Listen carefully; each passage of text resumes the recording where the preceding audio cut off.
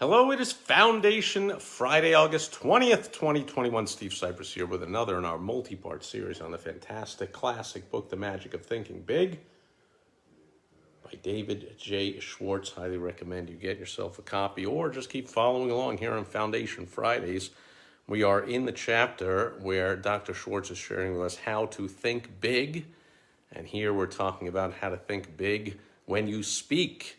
With your vocabulary, Dr. Schwartz lets us know that people who use difficult, high-sounding words and phrases, which most folks have to strain themselves to understand, are inclined to be overbearing and stuffed shirts. And stuffed shirts are usually small thinkers.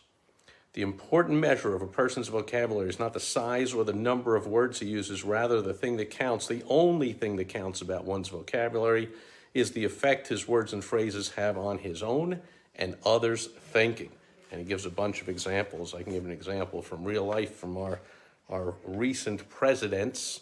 You may remember Bill Clinton, Bubba, this highly educated Yale Law School genius, governor, president of the United States, and yet he was a genius of talking like an everyman.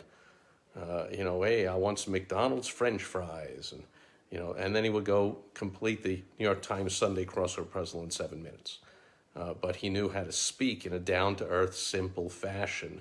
And of course, when you talk about presidents and speaking in a down-to-earth fashion, nobody holds a candle to Donald Trump, who is an Ivy League educated billionaire from New York City, metropolitan hobnobbing with all the big shots in New York and all around the world, and then top TV show, and then became president of the United States, and still knows how to talk down-to-earth, simple language.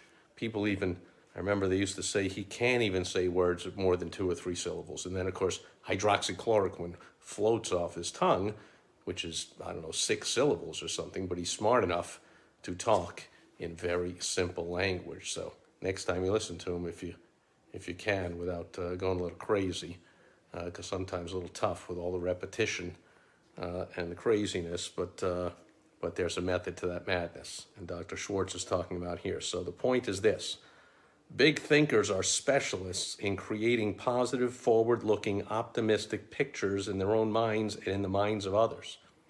To think big, we must use words and phrases which produce big, positive mental images, because we all think and we remember in pictures, not in words. So have your words paint a picture for people. And Schwartz gives 3 examples here. So instead of making a pronouncement to your employees or your customers, I'm sorry to report we have failed, what are people going to see in their mind when you say that? Well, they're going to see defeat and disappointment and grief and all of that.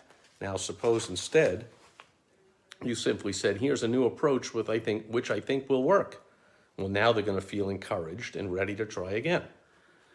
Suppose you say, we have a problem. Well, now you've created a picture in the minds of whoever you're talking to of something difficult, unpleasant.